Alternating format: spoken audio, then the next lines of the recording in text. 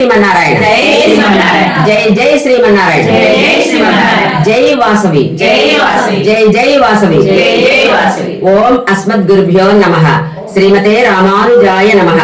మన రామాయణంలో మొన్న పరశురాముడు శివధనుసుల గురించి విష్ణుధనుసుల గురించి చెప్పాడు. విష్ణుధనుసే చాలా గొప్పది, నువ్వు ఇది గనక విష్ణుధనుసుని బాణం సంధిస్తే గనక నేను నీరు ద్వంద్వ యుద్ధం చేస్తాను, అప్పుడు బలవంతుడు అని వీర్యవంతుడు ఒప్పుకుంటాను అన్నాడు పరశురాముడు.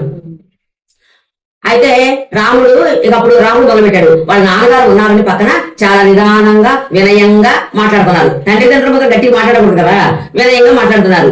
ఏమని? పరశురామ, నీ తండ్రిని చంపిన రాజుల్ని హతమార్చావు, నీ తండ్రి పితృరుణం తీర్చుకున్నావు, అంతవరకు బాగానే ఉంది.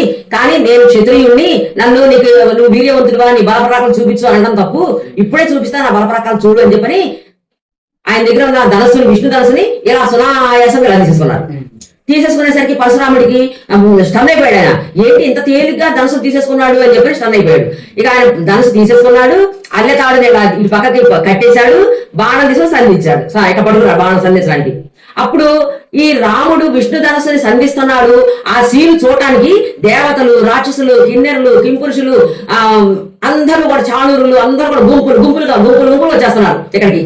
అప్పుడు పరశురాముడు అనుకున్నాడు, ఓహో ఈయన ఇంత సునాయాసంగా ధనుసును సంధించాడు అని అంటే ఈయన విష్ణువే, సాక్షాత్తు విష్ణువే, ఈయన వేరే వాళ్ళ తరం కాదు ఎవరికి, ఈయన విష్ణువే అని చెప్పని పరశురాముడికి అర్థమైపోయింది.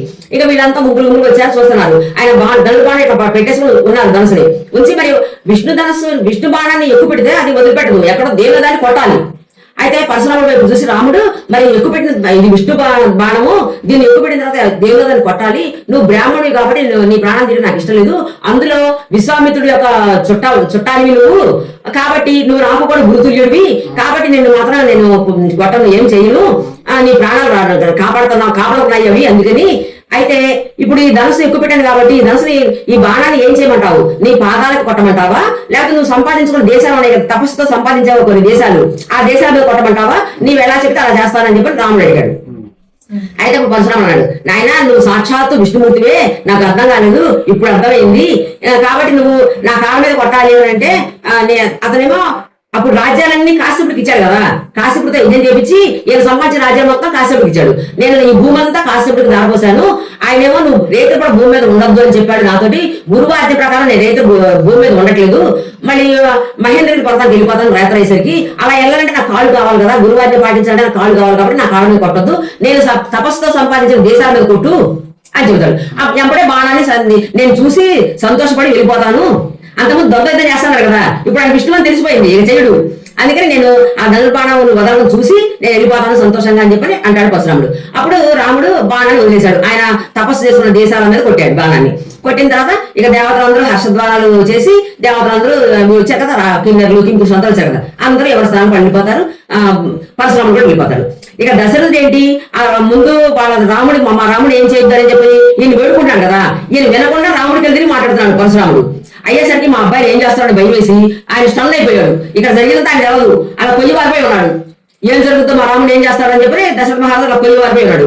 అయితే ఇప్పుడు రాముడు, నాన్నగారు పరశురాముడు వెళ్ళిపోయాడు, మీరు ఆజ్ఞాపిస్తే మన సైన్యం అంతా బయలుదేరతారు, ఆజ్ఞాపించండి నాన్నగారు అన్నాడు దశరథుడు రాముడు. అనేసరికి అప్పుడు దశరథుడికి పరశురాముడు వెళ్ళిపోయాడు అనే మాట చెవులు పట్టడంతో అప్పుడు తెలివచ్చింది. అప్పుడు తెలివచ్చి రాముడిని కావలించుకొని నుదుటి మీద ముద్దు పెట్టుకొని ఇక మందరూ బయలుదేరని ఆజ్ఞాపించారు. ఇక దశరథుడు రాజ్య ప్రకారం ఈ అందరూ బంధుజనం అంతా వచ్చారు కదా, అందరూ కూడా బయలుదేరి వెళ్తూ ఉన్నారు. అక్కడ అయోధ్యలో ఏంటి, మన రాజుగారు దశరథ మహారాజు గారు తన కొడుకులకి పెళ్లి చేసి కోడలతోటి కొడుకులతోటి మన రాజ్యానికి వచ్చేస్తున్నారు అని చెప్పని ఆ పట్టణం మొత్తం తోరణాలు కట్టించి, మామిడి తోరణాలు కట్టించి, మంచి పచ్చి పూలతోటి అలంకరణ చేసి, ఊదులన్నీ ఊడ్చి కళాపు చల్లి మంచిగా రంగవల్లని తీర్చిదిద్ది, బ్రాహ్మణులు మంత్రాలు బ్రాహ్మణులు, వేదాలు వేద బ్రాహ్మణులు ఏంటి మళ్ళీ సన్నాయి మేళాలు అన్ని రెడీ చేసుకొని వీళ్ళ వాసన చూస్తా ఉన్నారు.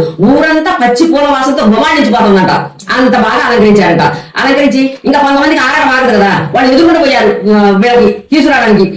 10 వెయిటింగ్ చేయలేరు, ఆడడం ఉంటది, 10 వెళ్ళారంట. అలా దశరథ మహారాజు చాలా చక్కగా 4 కోడలతో 4 కొడుకుతోటి ఎంతో టీవీగా దర్జాగా వచ్చేసారు. ఆయన ఇల్లు ఎంత పెద్ద కోట, పర్వతం ఎంత ఎత్తు ఉంటుందో అంత కోట ఆయన ఇల్లు. ఆ ఇంట్లోకి దర్జాగా టీవీగా ప్రవేశించారు. ప్రవేశించి కోడలతోటి కొడుకుతోటి ప్రవేశించేసారు. అప్పుడు కౌసల్య, సుమిత్ర, కైకేయి వాళ్ళు ముగ్గురు కూడా కోడలు వచ్చారని చెప్పి ఎదురుగొట్ట వచ్చి వాళ్ళ చేతులు పట్టుకొని తీసుకెళ్లి వాళ్ళ ఇలవేలుకుంటారు దేవుడు, ఆ ఇలవేలుపు దగ్గర దీపారాధన చేపించి వాళ్ళ చేత దాన ధర్మాలు చేపించి మా కోడలు చాలా బాగున్నారు, మంచి కోడలు దొరికారు మాకు అని వాళ్ళు మూసిపోతారు.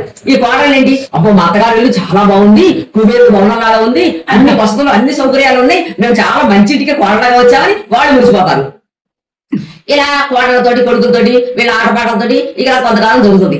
జరిగిన తర్వాత అప్పుడు దశరథ మహారాజు గారు ఒకరోజు భరతను పిలిచి, కుమారా నువ్వు మనం జనకపురంలో ఉన్నప్పుడే మీ తాతగారు నేను చూడాలని అనుకుంటారని మా మేనమామ గారు వచ్చారు, అప్పుడు వెళ్ళడానికి కుదరలేదు. పాపం నువ్వు ఇప్పుడు వెళ్ళి ఆయన కోరిక తీర్చు, చాలా క్రితం నువ్వు చూడాలని ఆయన ఆశపడ్డారు, నువ్వు వెళ్ళి ఆయన కనపడి ఆయన కొన్ని రోజులు ఉండిరా అని చెప్పి భరతుడు చెప్తారు.